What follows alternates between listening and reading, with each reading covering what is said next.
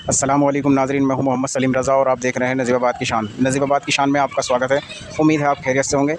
आज हर बार की तरह आज हम फिर हाफ़िज़ रियाज़ साहब के पास आए हैं और आज बात करेंगे जश्न ईद मिलादुन नबी के ताल्लुक़ से। ये महीना सफ़र का महीना चल रहा है, अगला महीना रबीउल अव्वल का महीना आ रहा है। तो रबीउल अव्वल के महीने में सरकार की आमद हुई, 12 रबीउल अव्वल को सरकार की आमद हुई। वालेकुम अस्सलाम वरहमतुल्लाहि वबरकातुहू।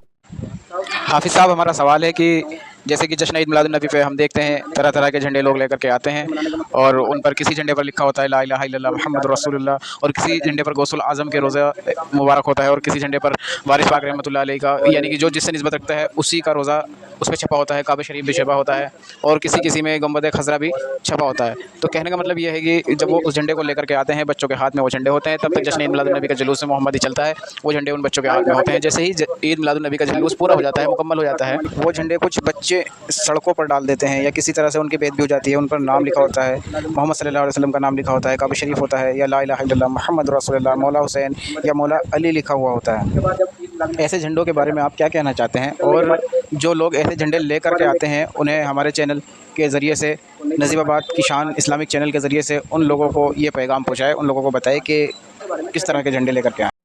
फिर सवाल जो आपने किया है झंडों वगैरह का, देखिए अल्लाह के रसूल की शान में आपकी मोहब्बत में झंडे लगाना, झंडे लहराना, झंडे निकालना बहुत अच्छी बात है, निकालने चाहिए।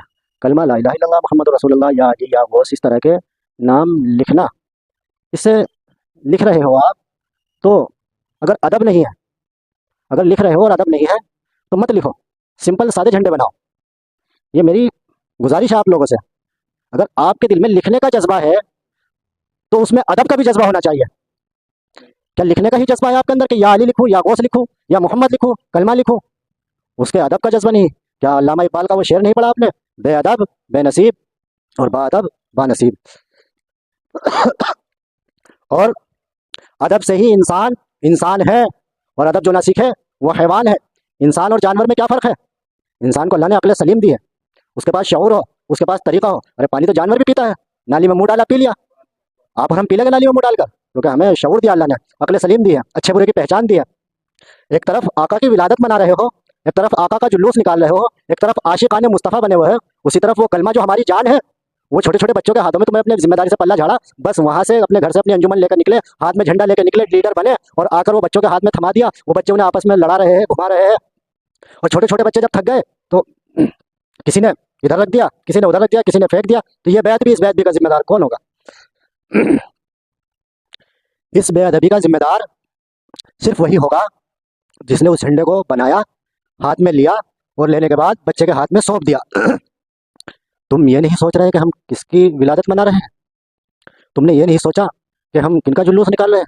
अरे जिनकी बारगाह में फरिश्ते भी सर झुकाकर बाअदब खड़े रहते हैं, उन आकाए करीम सल्लल्लाहु ताला अलैहि वसल्लम का जुलूस निकालने वाले, उनके दीवाने कहने वाले, क्या सिर्फ फॉर्मेलिटी पूरी करना ही जुलूस है? क्या अपनी शक्लें दिखाना, अपने फोटो खिंचाना ही जुलूस है? नहीं, ये जुलूस नहीं, ये मोहब्बत नहीं है, ये फॉर्मेलिटीज़ है, ये दिखावा है। इन दिखावे से बाहर आइए। मैं ये नहीं कहता कि आप मत लिखिए या लिख कर ना लाए, लेकिन हाँ, लिख कर लाने के बाद अगर आप अदब नहीं कर सकते हैं तो फिर इससे अच्छा है कि आप सादे लेकर आए। और एक पैगाम ये बहुत ज़रूरी है, जो हमारे कुछ नौजवान और कुछ लोग ऐसे भी होते हैं हर जगह, हर कौम में, जो शरारती तत्व होते हैं कि किसी गैर मुमालिक के मुल्क के दूसरे मुमालिक के झंडे लेकर आ जाते हैं ताकि जुलूस का माहौल बिगड़े, जुलूस का माहौल ख़राब हो, या इन पर कोई प्रशासनिक कार्रवाई हो, या किसी उसमें फंसे। तो पहली बात तो हमारा उन लोगों से कोई ताल्लुक़, हम उन लोगों का बिल्कुल बाइकाट करते हैं हमारा, क्योंकि हम जो है, हमें उस मुल्क से और उस मुल्क से क्या मतलब, हमें उस मुल्क से और उस मुल्क से क्या मतलब। हिंद ही हमारा वतन है, हिंद ही हमारा वतन है, और मरेंगे हम इसी देश के लिए, मरेंगे हम इसी देश के लिए, और तिरंगा ही अपना कफन है। मरेंगे हम इस देश के लिए और तिरंगा ही अपना कफन है। अगर कोई झंडा, कोई फ्लैग आना है तो वो हिंदुस्तानी होना चाहिए, इसके अलावा किसी भी गैर मुमालिक का। हमें अपने मुल्क से मोहब्बत है। कोई इस तरह का शरारती तत्व इस तरह का झंडा लाता है तो हमारी अंजुमन, हमारे अंजुमन के जो वॉलंटियर हो गए और जितने भी जिम्मेदार हजरात हो गए, हम सब उसका बाइकाट करते हैं। उससे हमारा कोई लेना देना नहीं, उसको अपने जुलूस से अलग करा जाए या उस चीज़ से रोका जाएगा। पहली बात तो मेरी बात के माध्यम से ही इस चीज़ को अमल में लाए कि कोई भी शख्स इस तरह की हरकत ना करे। इस तरह की हरकत की गई तो ऐसा ना हो बहुत बड़े जुलूस में, बहुत बड़ी महफिल में उसे रुसवा होना पड़े। क्योंकि पहले तो जो हमारी अंजुमन शान मिल्लत नजीबाबाद से जुलूस निकालती है, वही उसका खंडन करेगी, उसका बाइकाट करेगी, उसे बाहर निकालेगी। ये बर्दाश्त नहीं किया जाएगा, इसके साथ सख्ती से पेश आया जाएगा।